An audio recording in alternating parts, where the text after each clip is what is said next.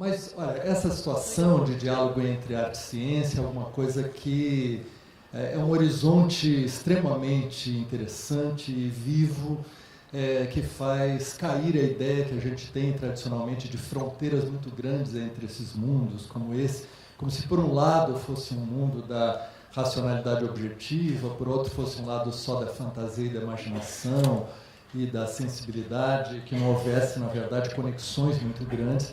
E são essas conexões que a gente vê acontecerem à medida que vamos começando a ver, é isso que o Esper veio mostrando através do tempo, que a gente vai vendo esta região silenciosa que nos define, né, a tal ponto, e onde a música produz esses efeitos, esses impactos que nos ensinam algo sobre a própria música, ao mesmo tempo que a música pode ensinar muita coisa sobre o que está acontecendo quando essas repercussões no cérebro, portanto, no nosso ser, estão se dando, né? Então, para mim, uma experiência muito nova, porque eu, particularmente, além de fazer música, eu escrevi um livro chamado O Som e o Sentido, uma outra história das músicas, que é um livro que pensa a experiência humana com o fenômeno sonoro e sua tradução em linguagens, que são as linguagens musicais das muitas culturas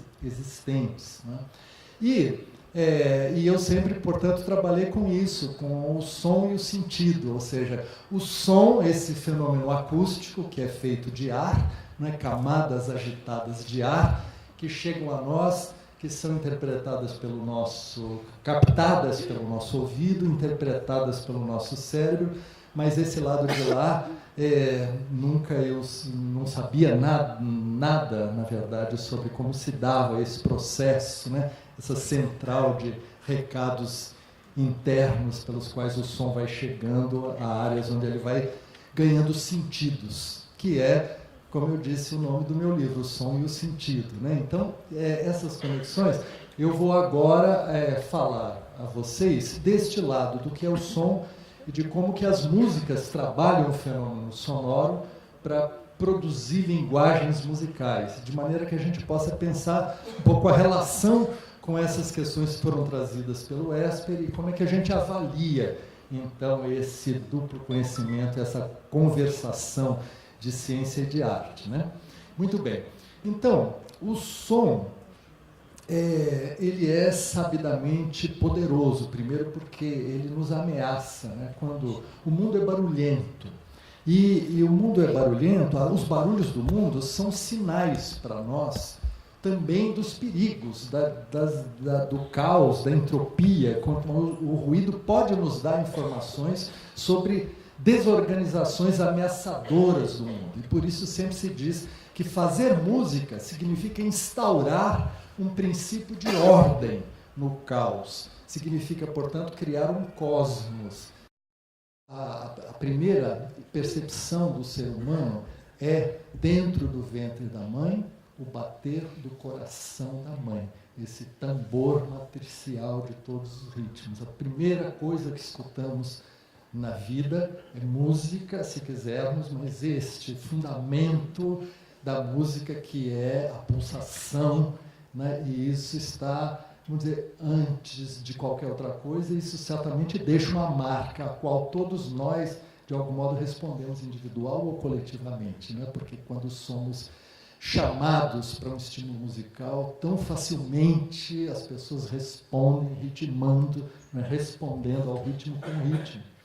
E, depois de nascida a criança, os estudos psicanalíticos que eu cito no livro Som e Sentido falam na importância constitutiva da voz da mãe para a criança, ou seja, que a mãe fale com a criança, que a mãe cante para a criança, que a mãe envolva a criança com a sua voz, e que a voz da mãe, ou de quem cumpre essa função, possa ser uma espécie de um envelope sonoro que compreende a criança, compreende no sentido também, vamos dizer, físico, de envolver, porque é como se a gente, tendo saído desse ambiente tão protegido, que é o ventre, né, o útero, a gente saísse para um ambiente desprotegido, mas precisasse ainda ser protegido por alguma coisa, que afinal é música, é a música da voz, né? A voz que fala, o que canta. E mesmo quando fala, para a criança está cantando, porque o que ele está ouvindo não são palavras que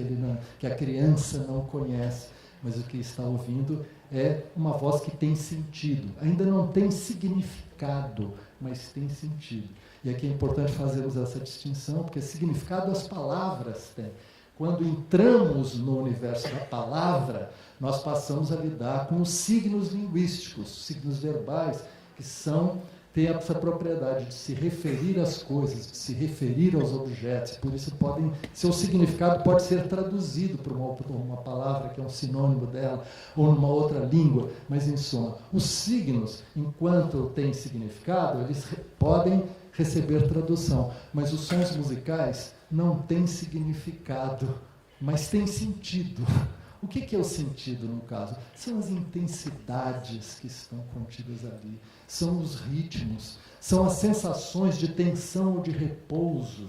Todas essas coisas formam frases, formam sentidos, sem ter palavras. E não podem, por isso, ser traduzidas. A gente não pode traduzir um som musical em outro. Um outro som musical é outro. Cada um é um, não é? Então, a música, portanto, nos coloca numa outra dimensão de sentido, mas é que se combinam duas coisas que são matriciais, como dissemos, remetendo a figura materna, mãe, quer dizer, o ritmo e a voz, que é melodia que nos envolve. Portanto, o ritmo e melodia são experiências muito constitutivas que, nesse sentido, não nos abandonam pela vida inteira, não é?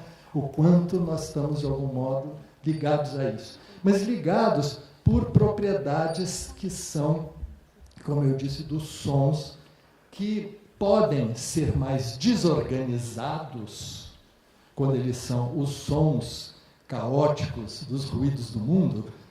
Isso aqui, quando eu faço, esses sons, eles não têm uma definição e uma estabilidade, porque os sons são frequências, são ondulações, são necessariamente vibrações repetidas.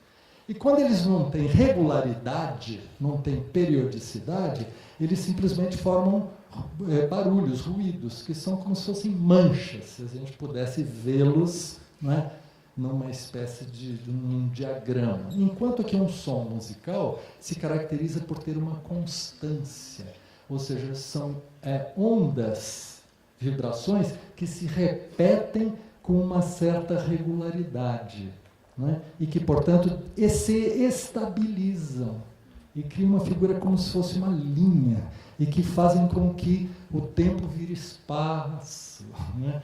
Porque, em vez de, quando nós estamos falando, nós estamos melodizando também. Toda fala, ela segundo eu aprendi com a Esper, ela modula o hemisfério esquerdo com o hemisfério direito do cérebro. E ela está sendo, os conteúdos que eu estou dizendo, e vamos dizer, os nexos racionais entre eles, estão sendo modulados por afetos, por sentimentos, por sensações que estão presentes nas palavras que vamos dizendo, e por isso elas vão tendo melodias. Mas são melodias instáveis, pouco definidas. Enquanto se passasse a cantar tudo que eu dissesse, tudo que eu pudesse se transformaria em outra coisa. Assim não é, não é, não é, não é, não. Ou seja, isso nos remete imediatamente a uma outra dimensão. Cada sílaba ganha um lugar e começam a formar relações, né? Então, essas relações estão ligadas aos graus de maior compatibilidade sonora que existem entre essas frequências, que, como são vibrações, né, vibrações por segundo, elas têm diferentes velocidades. Como vocês sabem, as vibrações mais lentas produzem sons mais graves e as vibrações mais rápidas produzem sons mais agudos, né? Então, nós temos, vamos dizer, os sons melódicos mais graves estão mais ou menos na faixa de 15 a 20 Hz, ou seja, 15 a 20 vibrações por segundo. Enquanto que, quando isso vai subindo, nós vamos cada vez mais indo para sons agudos até o limiar dos 20.000 Hz, 20.000 vibrações por segundo, que são os sons mais agudos que a gente consegue ouvir. Então, é entre os 20 Hz e os 20.000 que se dão as notas melódicas com qual fazemos as melodias.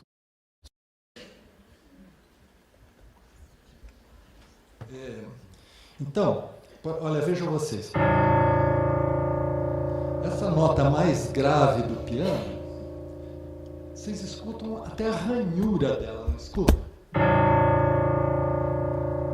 Que parece que a gente ouve, como é uma onda lenta, a gente ouve a vibração interna dela, enquanto essa aqui é um cristal, né, compacto, porque isso aqui são dezenas de milhares de vibrações por segundo, e tudo isso aqui é o oceano das alturas, né? A gente chama isso aqui de... Vocês estão ouvindo? A gente chama de ruído branco, que é o do mar, que na verdade é onde estão todas as frequências, das mais graves às mais agudas, tudo ao mesmo tempo, né? Mas a música significa justamente instaurar uma ordem dentro desse oceano, e para isso fazer as notas começarem a se relacionar. Então, se eu toco essa nota, essa outra aqui tem vamos dizer, uma relação de repouso, de consonância entre elas. Parece que elas se entendem, né? Se eu tocar essas duas, tem uma tensão maior entre elas, tem uma birra qualquer, não é verdade? Se eu tocar essas aqui, né, tem um negócio, elas estão próximas, mas estão meio enfesadas, né? Mas se eu tocar isso,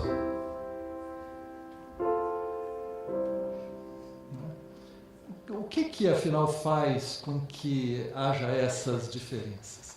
Curiosamente, são relações numéricas entre as vibrações, parentescos numéricos, o que nos ajuda a pensar, quer dizer, quando nós estamos fazendo música, ouvindo música, nós estamos fazendo cálculos, né? Cálculos complexíssimos, mas de maneira instintiva, direta, sem pensar nisso, né? Quando um coral afina na nota Lá,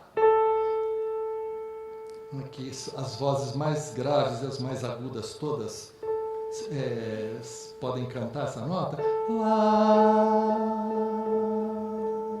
Isso aqui, essa nota convencionada como centro de um coral, ela está em 440 vibrações por segundo. E o coral não precisa pensar na hora. Pessoal, vamos lá então em 440. Uma oitava acima, pessoal, 880. Ou então 220, uma oitava abaixo. Não se trata disso. No entanto, essas relações estão sendo feitas e reconhecidas. Portanto, onde é que isso está acontecendo? No cérebro. Que tudo isso, todas essas inter-relações estão se fazendo. Acho que aquilo que o Esper mostrou, que um músico, na verdade, treina e define é como se, por um lado, esses cálculos todos, eles fazem parte da matéria da música e vamos dizer, aquela pessoa tem que ter um grau de precisão em relação a essas relações todas, que são múltiplas e muito ricas, né? É interessante a gente saber, e isso aqui eu me admiro que os cursos de música não partam de ensinar isso aqui. Não ensinar isso é como se manter as crianças achando que são por causa das cegonhas que os nenês chegam. Mas é o seguinte, o som, ele emite ele contém dentro dele um som como esse, vibrações internas que têm outras notas dentro dele, como se fosse o prisma solar, a luz do sol refratada por um prisma, ela se divide em várias cores, né? E um som também. Quando você tem uma nota como essa, um som fundamental, qualquer nota reverbera dentro dele essas outras.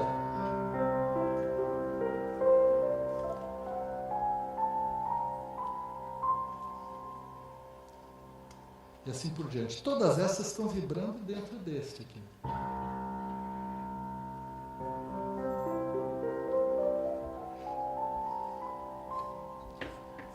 Isso a gente chama de a série harmônica. O som não é simples, não é só um feixe, quer dizer, uma camada de vibrações. Ele é um feixe vibratório em várias velocidades. O que define essa série harmônica? É a seguinte: se esta nota estiver vibrando numa frequência, por exemplo, de 100 vibrações por segundo, essa aqui é 200. É a oitava, o intervalo de oitava é sempre o dobro do outro. A relação, e esse aqui, o terceiro harmônico é uma quinta, do, sol, que é uma relação de 2 para 3. Essa aqui, sol, do, que é uma quarta, é uma relação de 3 para 4. Essa aqui, de 4 para 5, terça maior, e aqui a terça menor. E assim elas vão diminuindo até ficar em intervalos mínimos. Então é um grande intervalo que vai cada vez mais diminuindo e formando esse feixe aqui. Isso acontece por quê? Porque as notas ressoam entre elas e têm, portanto, relações de simpatia, né? Essas aqui são simpáticas, são todas da mesma família, né? Então, por exemplo, eu vou mostrar para você, eu vou segurar essas notas aqui que fazem parte da família dessa nota, que é um dó, que eu estou tocando aqui embaixo. Se eu tocar esse dó,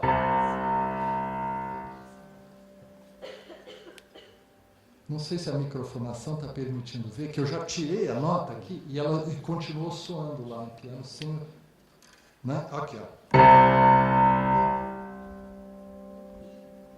Quem é que está vibrando aqui? Não são essas que eu toquei, são essas que eu segurei. Vibrando por quê? Vibrando por simpatia. Os sons têm simpatia entre eles. E às vezes antipatias. Ou às vezes indiferentes. Então, por exemplo, esses aqui, ó. Esses aqui não fazem parte da série harmônica do dó que eu estou tocando aqui embaixo. Então, eu vou segurar agora esses. Né? E tocar de novo o dó. Olha lá dentro. Indiferença absoluta.